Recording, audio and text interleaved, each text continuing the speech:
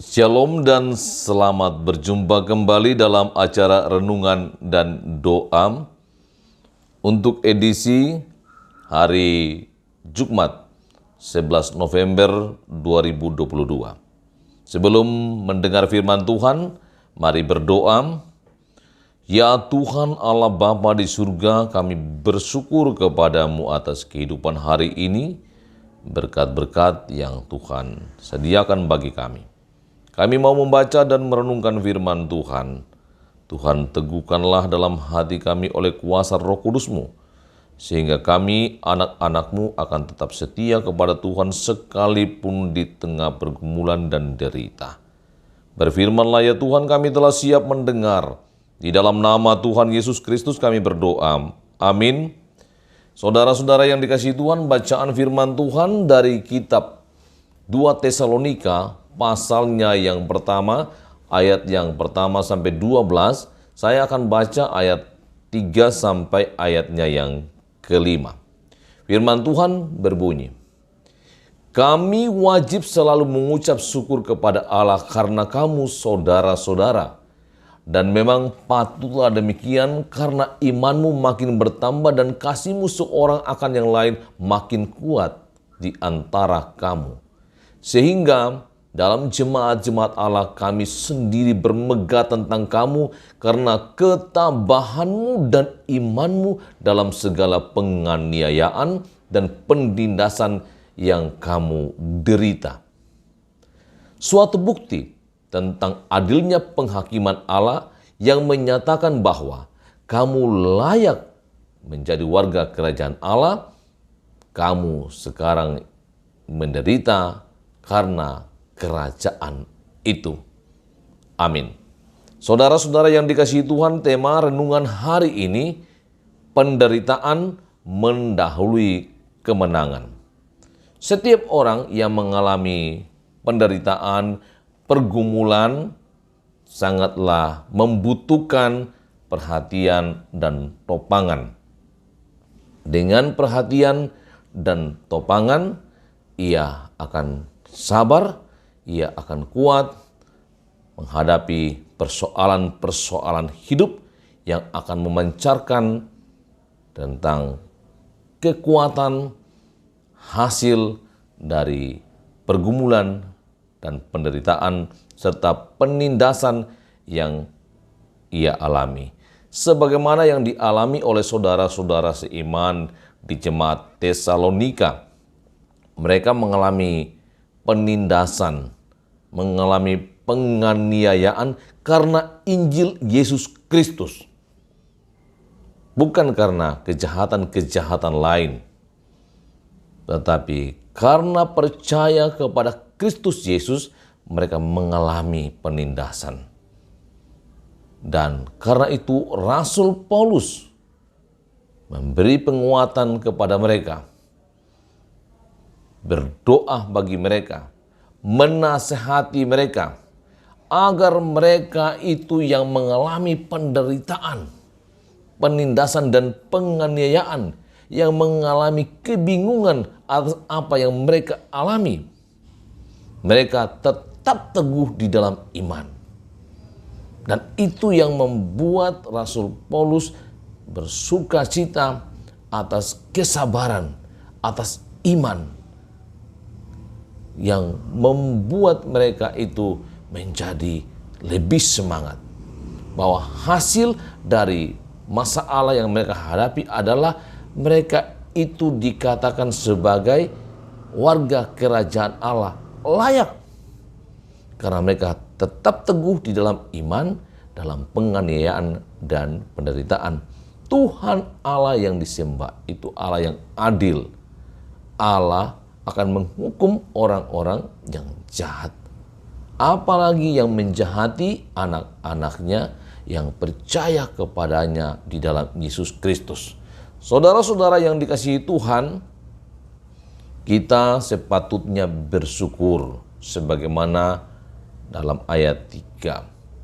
Jika dalam hidup ini kita masih diperhadapkan dengan persoalan-persoalan, masalah-masalah. Karena masalah itu adalah sebab untuk mendapatkan hasil.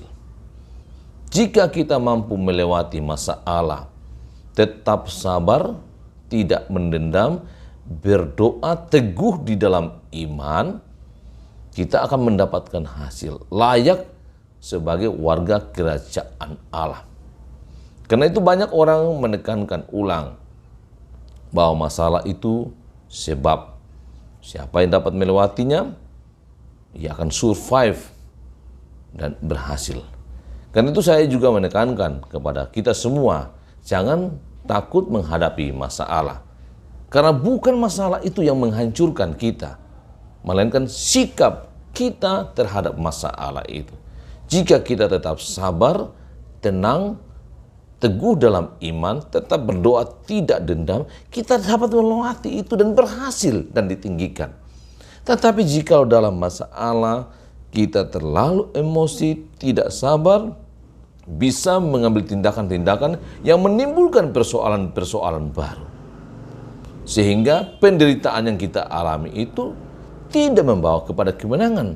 Tetapi jikalau sabar, teguh dalam iman, tetap berdoa dan tidak dendam, penderitaan itu mendahului kemenangan. Sekali lagi, saudara-saudara dan sahabat-sahabat yang dikasihi Tuhan, persoalan-persoalan hidup, penindasan yang kita alami, itu bukan yang menghancurkan kita. Tapi sikap kita itu yang akan menentukan apakah kita menang atau kita menjadi pecundang.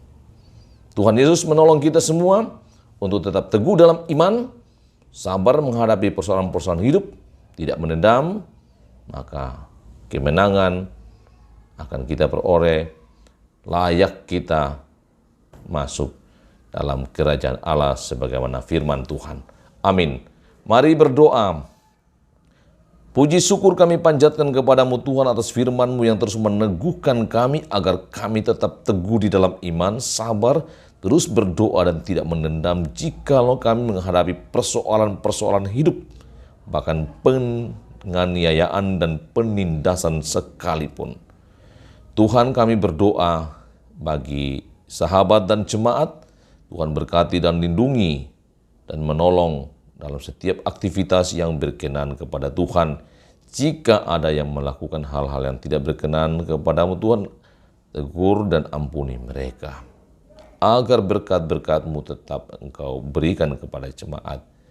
Yang bekerja, Tuhan tolong mampukan bekerja dengan baik. Yang berusaha, Tuhan juga tuntun untuk berusaha sungguh-sungguh. Yang belajar, yang mengenyam pendidikan, Tuhan beri semangat untuk belajar dan buka pikiran untuk memahaminya. Yang bergumur karena lemah, Tuhan kuatkan. Yang sakit, kami tetap mohon pemulihan dari Tuhan. Dan untuk anak kekasih Ares Soloara yang dirawat di Rumah Sakit Wahidin, kami menopang dalam doa, mohon belas kasih Tuhan, agar Tuhan memberkati upaya para medis dan tangan Tuhan yang tidak kelihatan bekerja untuk mendatangkan kesembuhan baginya. Engkau menguatkan dan menghiburkan keluarga Bapak Hendra Randa yang hari ini melaksanakan pemakaman orang tua kekasih ayahnya yang telah Tuhan panggil. Tuhan tolong agar prosesi boleh berjalan dengan baik dan lancar, sehingga dari situ ia mendapat kekuatan dan penghiburan sekalipun harus berpisah dengan orang yang mengasihinya. Engkau juga menghibur mereka yang baru saja melewati pergumulan karena duka cita seperti Bapak Papers Ale bersaudara atas meninggalnya Teresia Sripina, Ibu Abigail Rentet Tondok yang berduka cita karena sepupunya Rusen Tombi atau Mama Dian. Tuhan juga kuatkan dan hiburkan. Keluarga Bapak Mambo Pakan juga Tuhan kuatkan dan hiburkan dan pulihkan kelemahan tubuh mereka. Pasca pemakaman orang-orang yang mereka kasihi, kami tetap mendukung dan menopang dalam doa pelaksanaan rapat anggota PPGT Jemaat Lobat Tua hari ini. Tuhan tolong agar dapat berjalan dengan baik dan lancar. Begitu pula persidangan PPGT Klasis Makassar Tengah yang dilaksanakan di Hotel Miko. Tuhan juga memberkati. Sehingga baik kegiatan yang di gereja maupun di hotel, Tuhan tetap menolong. Dan nama Tuhan saja yang dimuliakan. Tuntun dan sertai serta lindungi kami hari ini. Dan mohon berkat dan ampuni dosa kami. Dalam nama Tuhan Yesus Kristus kami berdoa. Amin. Demikian renungan dan doa hari ini. Tetap semangat dan selamat bersidang untuk PPGT Klasis Makassar Tengah. Juga selamat melaksanakan rapat anggota untuk PPGT Jemaat Telo Batua. Tuhan Yesus memberkati dan menyayangi kita semua.